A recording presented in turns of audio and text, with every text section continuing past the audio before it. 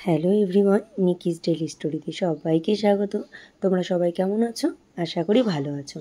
সকাল থেকেই আজকে বৃষ্টি শুরু হয়ে গিয়েছে, আর এদিকে দেখলাম মা চা বানিয়ে নিচ্ছে। আমি ততক্ষণে ফ্রেশ হয়ে এলাম, তো মা চা বানিয়ে নিল। একসাথে বসে চাটা খেয়ে নিচ্ছি আর গল্প করছি। সকালে জলখাবারে বানিয়ে নিচ্ছি নানা রকম সবজি দিয়ে আর সোয়াবিন দিয়ে একটা তরকারি আর রুটি। এই সবজিটা খেতে ভীষণ ভালো লাগে। একদম কম তেল মশলা দিয়ে এই তরকারিটা সকালবেলা আমি রান্না করি প্রায় দিনই। তোমরাও করে দেখবে, ভীষণ ভালো লাগে। তো খাওয়া দাওয়া করে নিলাম, ভাইকেও খেতে দিয়ে নিলাম, দিয়ে আমরা বেরিয়ে পড়েছি আমি আর মা। দিদাকে দেখতে যাওয়ার জন্যে ভিজিটিং আওয়ার শুরু হয়ে গেছে, তো দেখেই ফেরার পথেই আমরা একটু বাজার করে নিচ্ছি। কারণ দুপুরে যেহেতু রান্না করে আসিনি, গিয়ে আমাদেরকে রান্না করতে হবে। সানডেও আজকে, তাই একটু চিকেন নিয়ে এলাম, চিকেন আর ভাত করব।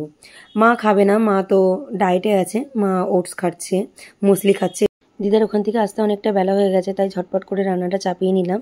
পেঁয়াজটা ভেজে মশলাটা কষিয়ে আমি চিকেনটাকে দিয়ে সুন্দর করে কষিয়ে নেব। তো চলো চিকেনটা আমি রান্না করে নিই, কারণ অনেকটা বেলা হয়ে গেছে, রান্না করেই আমাকে স্নান করতে হবে। তার আগে দেখলাম মা ডালিম কেটে নিচ্ছে, দিদার জন্য ডালিমের রস নিয়ে যাবে। এটা খাওয়া যাবে, অপারেশনের পর কোনো অসুবিধা নেই খাওয়া দাওয়ার, শুধু টক খাওয়া যাবে না।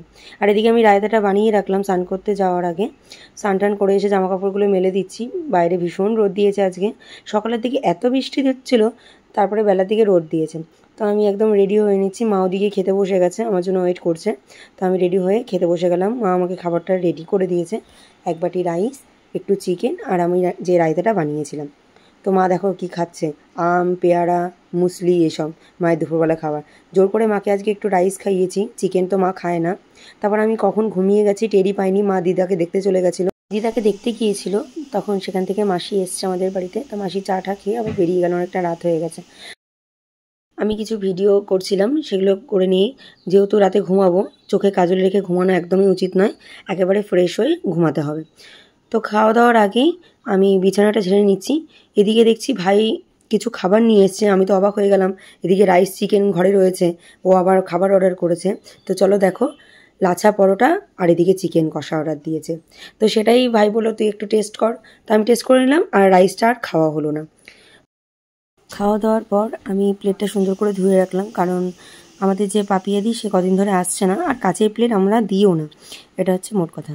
তো খাওয়া দাওয়ার পর আমি আমার বোতলটা খালি হয়ে গেছে, সেটা জল ভরে নিলাম। এদিকে আমি রাতে ঘুমানোর জন্য একদম প্রস্তুত হয়ে গেলাম।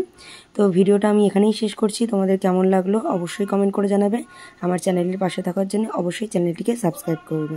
তো চলো আজকে ভিডিওটা এখানেই শেষ করছি। Tata, good night.